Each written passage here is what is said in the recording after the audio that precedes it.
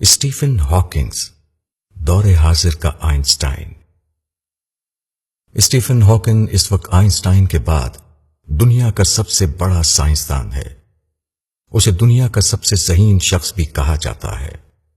اللہ تعالیٰ نے قرآن حکیم میں 1400 سال پہلے فرمایا تھا، یہ کائنات ابھی نامکمل ہے اور دنیا میں روزانہ نئے سیارے جنم لے رہے ہیں۔ قرآن مجید کی اس تھیوری کو اسٹیفن ہاکنگ نے ثابت کیا تھا۔ اس نے کائنات میں ایک ایسا بلیک ہول دریافت کیا جس سے روزانہ نئے سیارے جنم لے رہے ہیں۔ اس نے اس بلیک ہول میں ایسی شعاعیں بھی دریافت کی جو کائنات میں بڑی بڑی تبدیلیوں کا باعث بن رہی ہیں۔ یہ شعاعیں اسٹیفن ہاکنگ کی مناسبت سے ہاکنگ ریڈیشن کہلاتی ہیں۔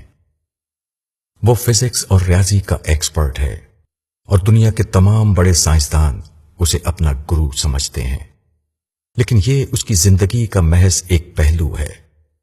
اس کا اصل کمال اس کی بیماری ہے۔ وہ MSc تک ایک عام درمیانے درجے کا طالب علم تھا۔ اسے کھیلنے کودنے کا شوق تھا۔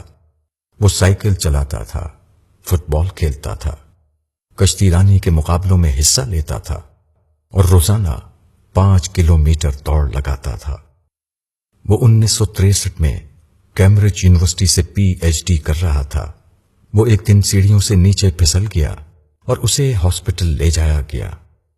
وہاں اس کا طبی معائنہ ہوا تو پتا چلا کہ وہ دنیا کی پیچیدہ ترین بیماری موٹر نیورون ڈیزیز میں مبتلا ہے۔ یہ بیماری طبی زبان میں ALC کہلاتی ہے۔ اس بیماری کا دل سے تعلق ہوتا ہے۔ ہمارے دل پر چھوٹے چھوٹے عضلات ہوتے ہیں۔ یہ عضلات ہمارے جسم کو کنٹرول کرتے ہیں۔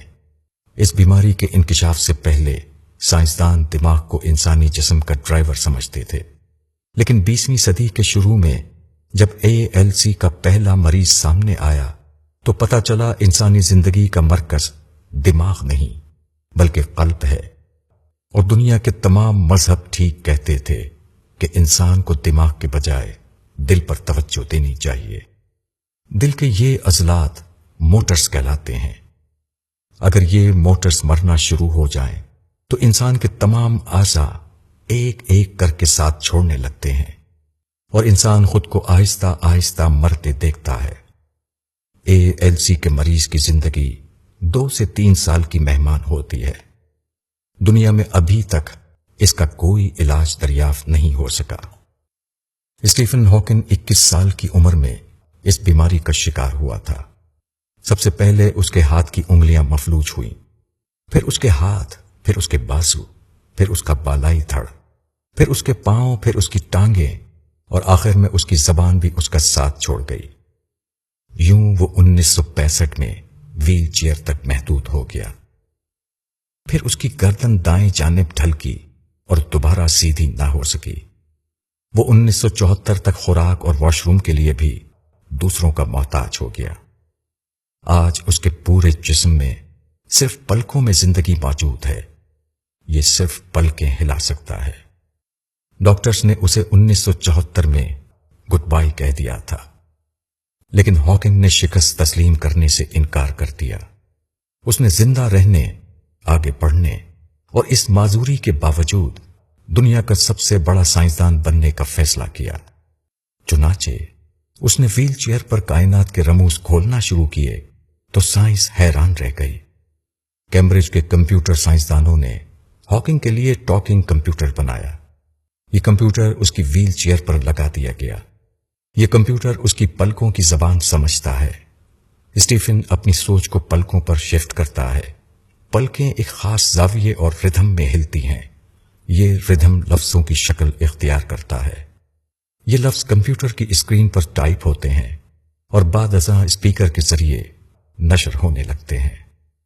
چنانچہ اسٹیفن ہاکنگ دنیا کا واحد شخص ہے جو اپنی پلکوں سے بولتا ہے اور پوری دنیا اس کی آواز سنتی ہے۔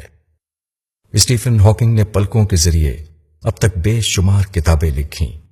اس نے کوانٹم گریویٹی اور کائناتی سائنس، کاسمولوجی کو بے شمار نئے فلسفے بھی دیے۔ اس کی کتاب a brief history of time نے پوری دنیا میں تہلکہ مچا دیا تھا۔ یہ کتاب 237 ہفتے दुनिया की बेस्ट सेलर किताब रही और दुनिया भर में नॉवेल और ड्रामे की तरह खरीदी और पढ़ी गई। स्टीफन हॉकिंग ने 1990 की दिहाई में एक नया काम शुरू किया। उसने मायूस लोगों को जिंदगी की खूबसूरतियों के बारे में लेक्चर देना शुरू किए। दुनिया की बड़ी बड़ी कंपनियां, इदारे और फर्म्स हॉकिंग की खिदमत हासिल करती रहीं। हॉकिंग की व्हील चेयर को सैकड़ों हजारों लोगों के सामने स्टेज पर रख दिया जाता है और वो कंप्यूटर के जरिए लोगों को बताता है कि अगर मैं इस माजूरी के बावजूद कामयाब हो सकता हूं, अगर मैं मेडिकल साइंस को शिकस्त दे सकता हूं, अगर मैं मौत का रास्ता रोक सकता हूं, तो तुम लोग जिनके सारे आजाद सलामत हैं, जो चल सकते हैं, जो दोनों हाथों से काम कर सकते हैं, जो खा पी सकते हैं, जो कहकहा लगा सकते हैं और जो अपने तमाम ख्यालात दूसरे लोगों तक पहुंचा सकते हैं, वो क्यों मायूस हैं?